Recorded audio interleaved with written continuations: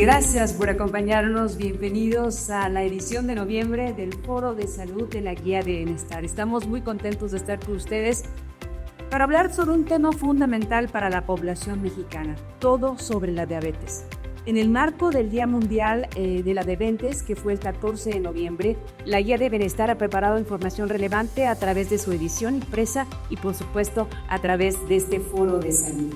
Me acompañarán en este encuentro expertos, especialistas que van a platicar con ustedes sobre tratamientos, hábitos, bienestar integral, medidas de prevención, cuidados, por supuesto, sobre este gran tema. Entonces, gracias por estar aquí y gracias también por las personas que se están sumando y que se sumarán también con nosotros a través de nuestras redes sociales. Así que, bueno, los invitamos a que se queden, que compartan y que se unan a nuestra conversación con 2 hashtags que tenemos. Por supuesto, suban comentarios, suban fotografías, Foro de Salud y todo para la diabetes. Esos son los 2 hashtags. Así que muchas gracias. Y por supuesto agradecemos a nuestro sponsor, PharmaLife. Gracias por su confianza en este encuentro. Y para iniciar nuestro programa de este Foro de Salud de la Guía de Bienestar, vamos a tener la conferencia Diabetes Tipo 2. Y nos acompaña en esta exposición el doctor José Gótez Palazuelos. Él es endocrinólogo internista con maestría en farmacología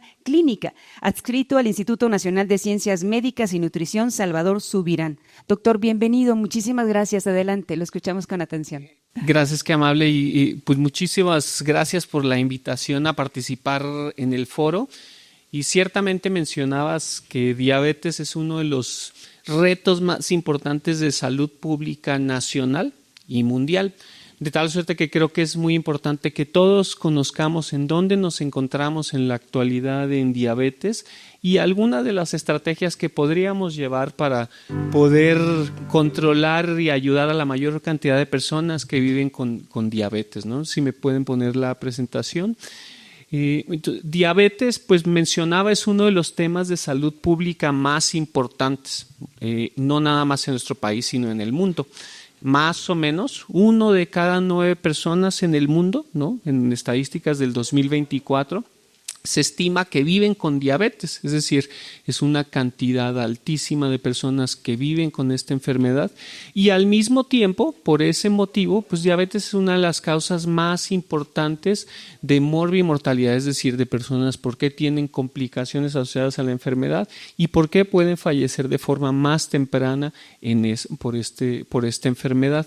Como ustedes pueden darse cuenta, además, una gran parte de la población de edad más avanzada, de arriba de 65 años, presenta una mayor carga de diabetes, es decir, conforme va avanzando la edad, tenemos una mayor posibilidad de desarrollar esta enfermedad, de tal suerte que 1 de cada 4 personas de forma mundial, arriba de 65 años, se estima viven con esta enfermedad.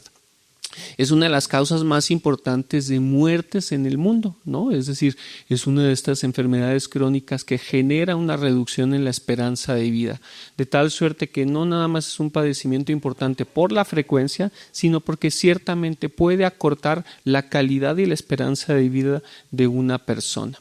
Al mismo tiempo, la siguiente, mencionaba que nuestro país es uno de los países con mayor carga de personas que viven con diabetes en el mundo. Sí, no creo que es tan relevante el ranking, pero sí estamos en uno de los, digamos, de los lugares, de los rankings más altos en términos de la prevalencia de la cantidad de personas que viven con diabetes en el mundo. Se estima en la actualidad, en los datos de la última encuesta nacional de salud, que estaríamos ya casi de 2 de cada 10 mexicanos viven con diabetes. Ustedes pueden observar en esa lámina cómo ha habido un incremento en la prevalencia de casos de diabetes en ambos sexos, pero principalmente llama la atención el salto que ha habido en casos en personas del sexo femenino. De tal suerte que estamos cada vez viviendo personas que viven con diabetes, no nada más en mayor cantidad, sino también personas con diagnósticos cada vez más tempranos, es decir, personas con diagnóstico de diabetes tipo 2 en edades de 20, 25, 30 años, personas muy jóvenes. Por otro lado, se estima que, que todavía no estamos en el pico de la epidemia, es decir, las proyecciones que hay en los siguientes años, pues se cree que todavía habrá un incremento en los casos de personas que viven con diabetes. Existen múltiples factores por cuál esto ha ido ocurriendo y por qué este incremento en el número de casos pues, ha sido cada vez mucho mayor. Y diabetes es una enfermedad muy compleja. Tenemos como tal pues causas genéticas, ¿no? Antecedentes familiares que favorecen el desarrollo a diabetes.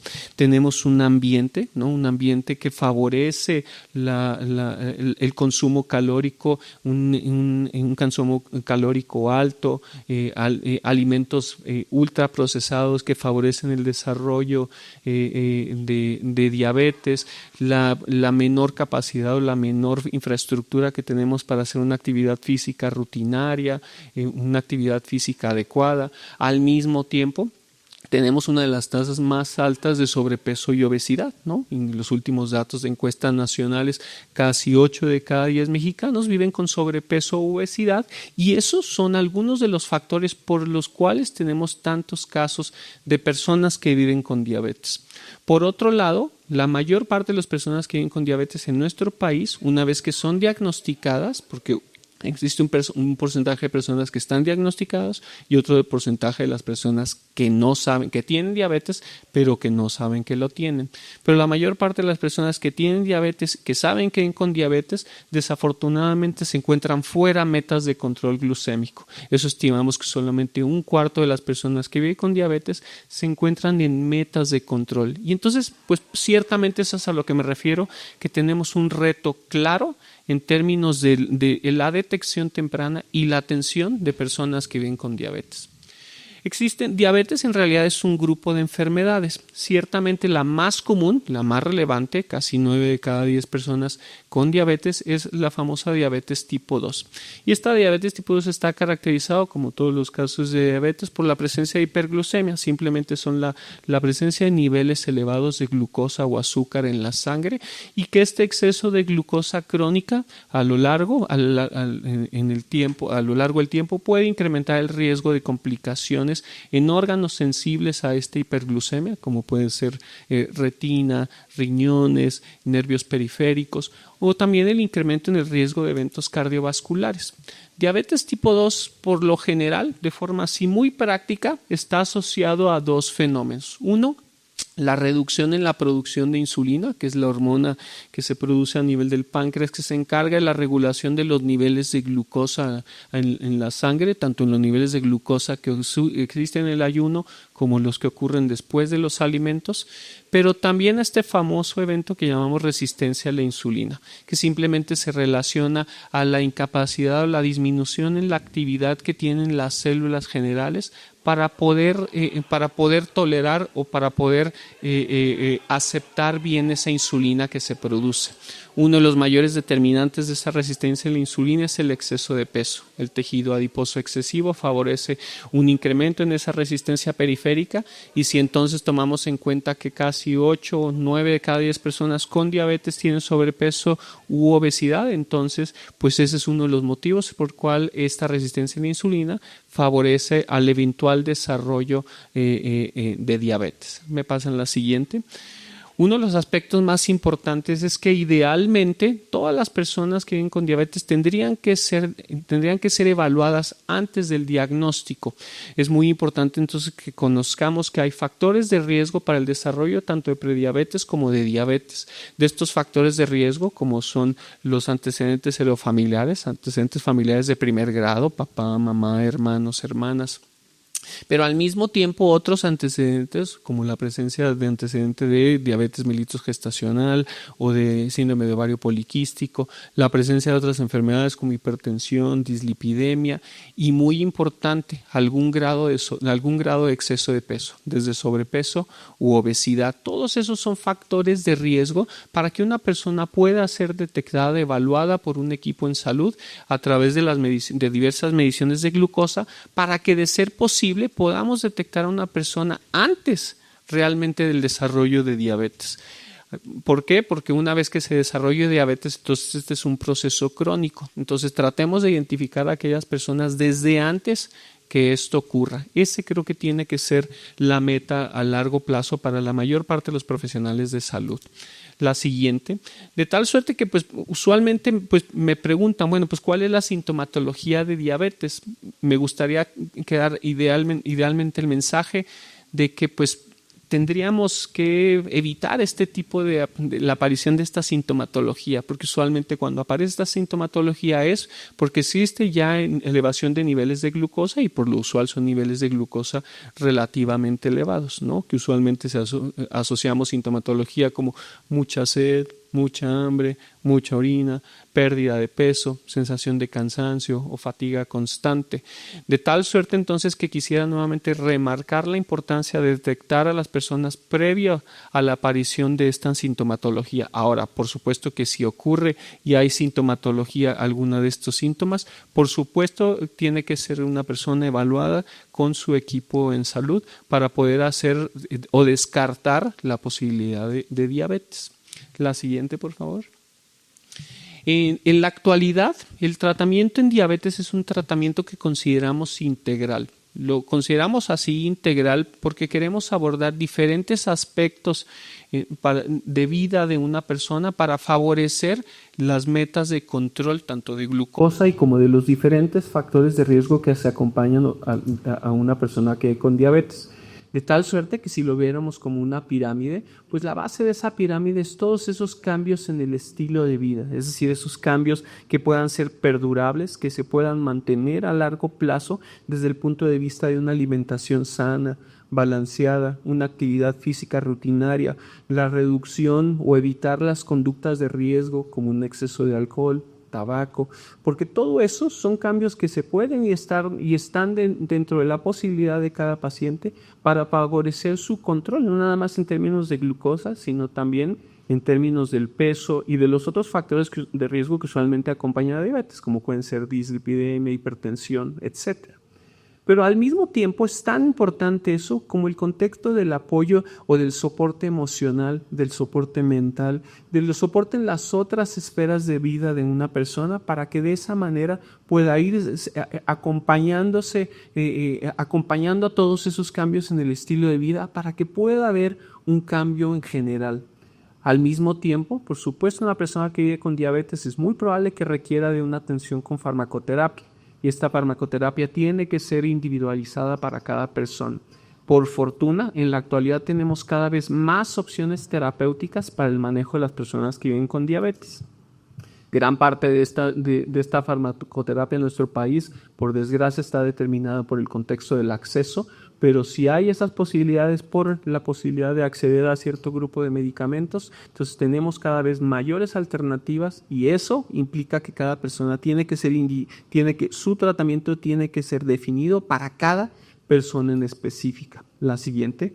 Si hablamos de manera particular en términos específicamente de algunos de los cambios en el estilo de vida, es claro que todos sabemos que la actividad física es necesaria, ¿no? No nada más nos referimos a llevar una vida activa, es decir, que nos movamos, que nos levantemos, que caminemos, que andemos por aquí, para allá, subamos, bajemos, etcétera, sino que de ser posible, agregado a ello, podamos tener actividad física rutinaria, ejercicio, esa actividad planeada a lo largo del día para poder a nuestro corazón, a nuestro sistema cardiovascular, para ponerlo a trabajar.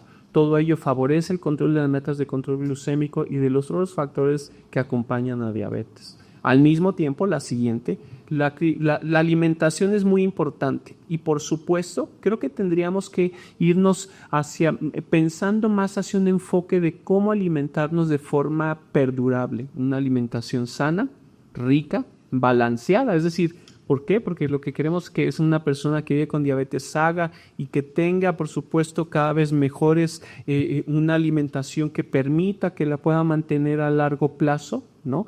Y usualmente eso nos enfocamos más en el contexto de alimentos completos. Cada vez estamos migrando más a evitar estos temas de específicamente micronutrientes, que por supuesto que son relevantes, pero nosotros no comemos micronutrientes, comemos micronutrientes que están en alimentos y nosotros comemos esos alimentos. Esto es importante que cada persona conozca cuáles son los alimentos que son los mejores para cada persona específica, y eso usualmente va acompañado de terapia nutricional, por supuesto con personal de salud que tenga la experiencia para hacerlo.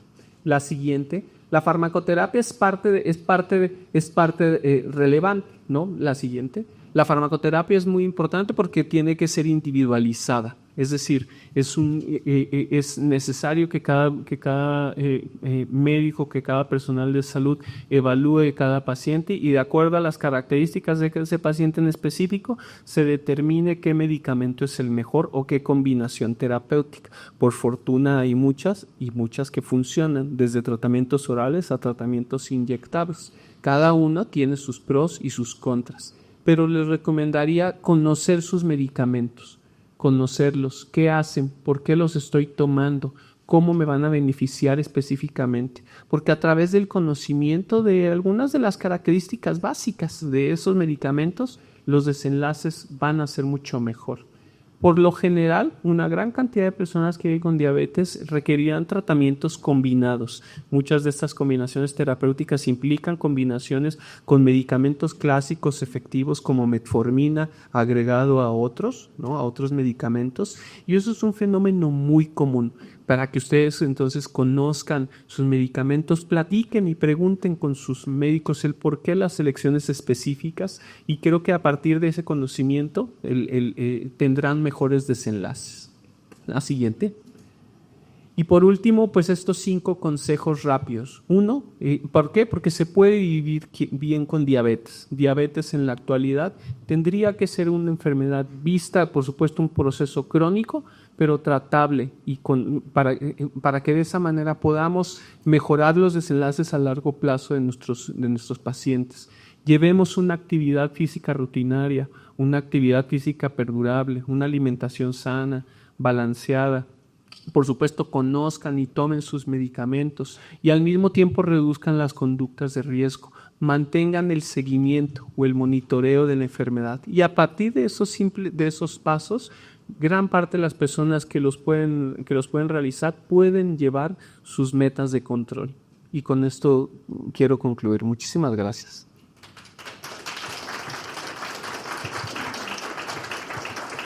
Muchísimas gracias, doctor. Yo me quedo con 3 palabras de todo lo que nos dijo. Disciplina para cambio de hábitos, 2, acompañamiento profesional y 3, algo que destacó y que es muy importante, el conocimiento. Que la persona que vive con diabetes se involucre y conozca todo, ¿no? Desde las recomendaciones que el médico le hace, de qué se trata este medicamento y bueno, todo lo que es importante para ellos. Esta parte de que el paciente conozca la enfermedad es tomar al toro por los cuernos, ¿no? Es empoderarse, enfrentar a este padecimiento, verlo como un padecimiento que puede ser tratable, controlable, porque de esa manera las personas pueden lograr los mejores desenlaces, de eso estoy convencido. A través de eso, una persona puede llevar cambios más a largo plazo, ¿no? Entonces, creo que en ese sentido es clave que una persona conozca y una vez que conozca que está así, que pueda llevar a cabo estos cambios en estos diferentes escenarios. Ciertamente habrá que y ya es un sacrificio y es un reto llevarlos, porque nuestras vidas nos implican y son cambios importantes, pero aquellas personas que los puedan hacer, sus desenlaces van a ser mucho mejores. Por supuesto. Pasamos a las preguntas, doctor. Por aquí tenemos una pregunta, ahorita nos acercan el micrófono. Muchísimas gracias. Siempre que hablamos de diabetes, regularmente entramos al tema y de ahí partimos. Pero lamentablemente no llegamos a conocer a ciencia cierta qué es lo que nos está pasando en nuestro organismo. No hay forma de conocer qué es esa parte que se descompone, que no se compone, que se puede cambiar, etcétera, etcétera. No la tenemos. Podría rogarle, doctor, que usted nos explicara con piedritas y palitos a nuestro nivel de neófitos en la materia, para poder conocer qué sucede y por qué nos está pasando, ¿no? Gracias.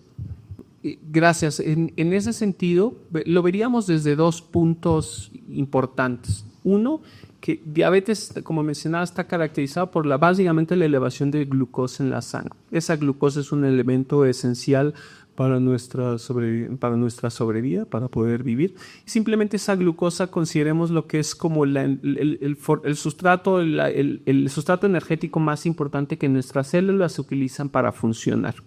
Por lo tanto, entonces esa glucosa circula por la sangre y tiene que ser entonces transferida a cada una de nuestras células, a la que usted quiera, para poder funcionar, porque es nuevamente como esa gasolina que se requiere para funcionar.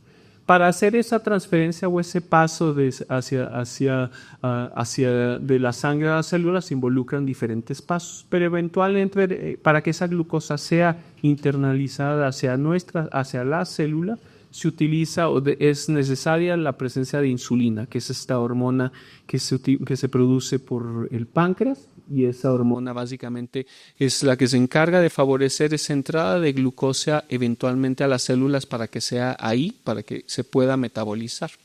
Ahora, con el contexto de diabetes hay dos efectos principales. Uno, que esa producción de insulina puede ser deficiente o ausente, es decir, nuestro páncreas ya es incapaz de producir una suficiente cantidad de insulina, y entonces al no tener esa insulina nuestra glucosa no puede pasar hacia las células y los niveles de azúcar entonces en la sangre permanecen elevados. O al mismo tiempo, y usualmente que van acompañados, todas las células, por ejemplo las células hepáticas, musculares o de tejido adiposo, no responden tan bien a esa insulina. Aún a pesar de que su páncreas produzca y exista esa insulina, las células no responden tan bien, la famosa resistencia a la insulina. Y entonces ambos, tanto que no haya esa insulina o que las células no respondan tan bien a ellas, pues va a favorecer a que esa glucosa permanezca constantemente elevada en la sangre, ¿no? Y entonces es a partir de ahí, cuando esa elevación constante crónica de los niveles de azúcar empieza a generar cambios en diferentes tejidos, ¿no? Como pueden ser el sistema cardiovascular, corazón, cerebro, riñón, retina, nervios, y empiezan a aparecer estas complicaciones, que son por supuesto las complicaciones que queremos evitar a largo plazo con el control de la enfermedad. Espero que con eso me haya aclarado un poco en términos de cómo funciona un poco, ¿no? Dice que el páncreas es el que nos da el problema, básicamente. El páncreas es el que causa estas... El páncreas es básicamente, dentro del páncreas existen células específicas que llamamos células beta, que son las que se encargan de producir insulina. Esas células beta son muy específicas para detectar y responder a la cantidad de glucosa que comemos y a través de otros estímulos para favorecer esa producción de insulina, ¿no? Entonces en diabetes empieza a ocurrir que esas células empiezan a dañar, ¿no? Y a empezar a dañarse pueden ir desapareciendo, entonces empiezan a haber menor cantidad de células beta, o al mismo tiempo las células beta que quedan no funcionan tan bien. Entonces a partir de eso empieza a haber una menor producción de esa insulina, ¿no? Entonces no es específicamente que todo el páncreas se dañe, sino que más bien relacionado a esas células en específico que se encargan de esa producción de insulina, ¿no? Muchas gracias, doctor. Interesante, gracias. Una pregunta más, por favor. Buen día, doctor. La alimentación cobra mucha importancia y estar monitoreando. Por ejemplo, si hay un nivel de control adecuado del nivel de azúcar en la sangre, ¿qué pasa cuando baja el nivel de azúcar en la sangre por a lo mejor nos prolongamos en comer, ¿no? Dejamos de comer más tiempo del debido y baja la observación de azúcar en la sangre a niveles de 80 o 85. ¿Eso también es malo? Gracias, muy buena pregunta. Y sí, en general, ¿no? En primera instancia retomo un poco su comentario que sí, la alimentación es uno de los aspectos más importantes del cuidado en diabetes. Por supuesto, ese es uno de los retos más importantes tanto para la persona que vive con diabetes como para los profesionales de salud, porque por supuesto nosotros vivimos, gran parte de nuestra vida está rodeada o relacionada a los aspectos de la alimentación, de tal suerte que una persona que pueda llevar cambios en esa alimentación ya lleva ganado mucho. Ahora, en segunda instancia, en términos del control de diabetes, por supuesto queremos que los niveles de glucosa se mantengan controlados, no queremos ni que estén muy altos, pero tampoco que estén demasiado bajos, lo que nosotros llamamos hipoglucemia o bajones de glucosa, bajones de azúcar.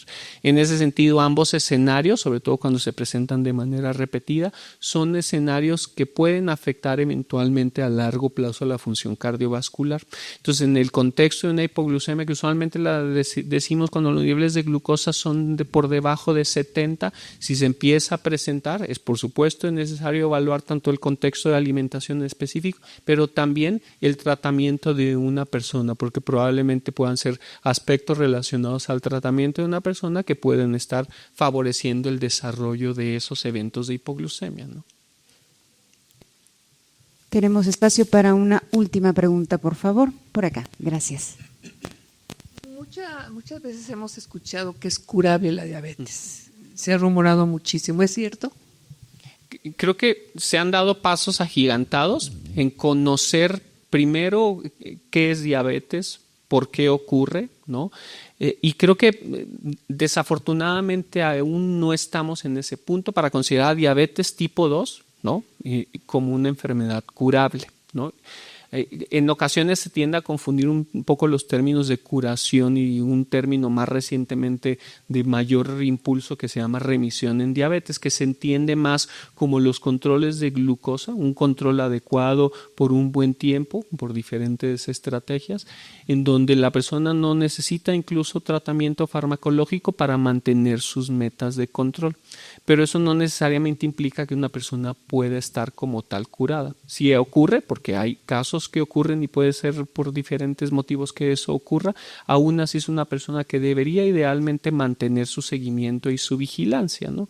De tal suerte que, bueno, como tal creo que en ese sentido no estamos ahí, estamos dando pasos creo que cada vez más importantes, más opciones de tratamiento y esperaría que eventualmente esto pueda, si no curarse, por lo menos prevenir una gran cantidad de estos casos. Sí, y esa es por supuesto la meta y lo que buscaríamos como profesionales de salud, ¿no? Gracias. Muchísimas gracias, doctor, y nos deja tarea, por supuesto, a seguir conociendo de la diabetes y esta esperanza, ¿no?, de que podamos revertir, de que podamos seguir trabajando en ello y que la ciencia vaya avanzando. Muchísimas gracias. Gracias a ustedes, gracias. Un aplauso para el doctor José Gotés Palazuelos con diabetes tipo 2. Continuamos con el Foro de Salud de la Guía de Bienestar. Gracias.